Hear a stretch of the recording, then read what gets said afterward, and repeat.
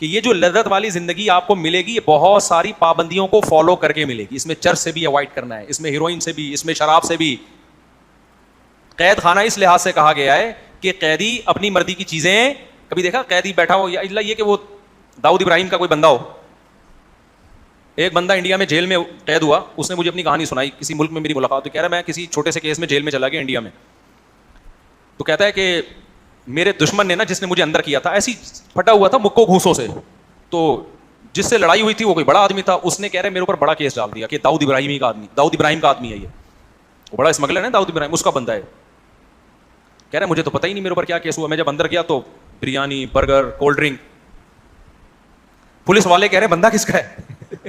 کہہ رہے جیل میں میرا ایسا پروٹوکول ہو رہا ہے اور سب آگے میری خدمتیں کر رہے ہیں, پاؤں دبا رہے ہیں اور کہہ رہے ہیں یار تھوڑا ہمارا بھی خیال کرنا باہر نکلنے کے بعد.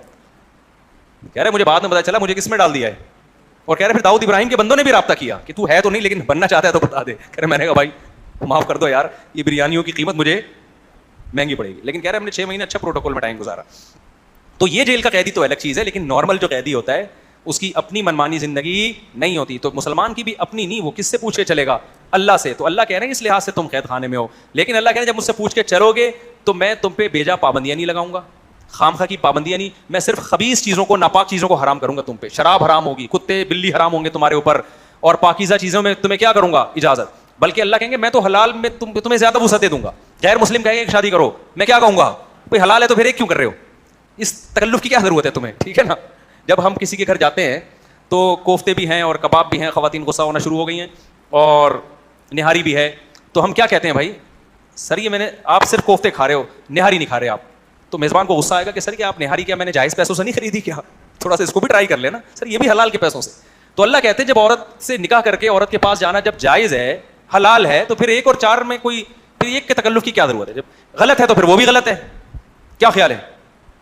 صحیح ہے تو پھر تو اللہ میاں نے قید یہ لگا دی کہ ایک ہے انلیگل, ایک کیا ہے, ایک بغیر نکاح کے جانا جو گدھے گھوڑے کرتے ہیں کام, گدھا گدھی سے کبھی شادی نہیں کرتا, صحیح ہے نا, گھوڑا گھوڑی سے شادی نہیں کرتا, کتے بلی شادیاں نہیں کرتے. تو گرل فرینڈ بوائے فرینڈ بھی گدھے گھوڑے والی زندگی ہے ان کی, چاہے وہ 3 پیس سوٹ ٹائی لگا کے گھومیں, چاہے وہ میڈیکل سائنس کی ڈگریاں لے کے گھومیں, چاہے وہ بڑے بڑے سائنٹسٹ بن جائیں.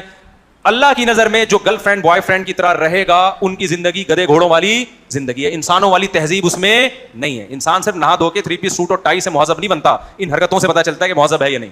تو اللہ نے کہا کہ انسانوں والی زندگی چاہیے تو نکاح والی زندگی. سمجھتے ہو کہ نہیں سمجھتے؟ تو ہمیں اسلام بھائی بڑی پیاری زندگی دے رہا ہے, اسی پہ آ جاؤ, مزے ہی مزے ہیں. ٹھیک ہے نا, حلال بھی ہے, لائف کو اور کلچر کی غلامی سے بھی نکالتا ہے, اور جو خام خواہ کے بہت سے قوتوں نے ہم پر قوانین مسلط کر دیے ان سے بھی ہمیں آزاد کرتا ہے اسلام. اللہ تعالی ہمیں قدر کی توفیق عطا فرمائے اور خود کو اللہ کو یاد رکھنے کی توفیق عطا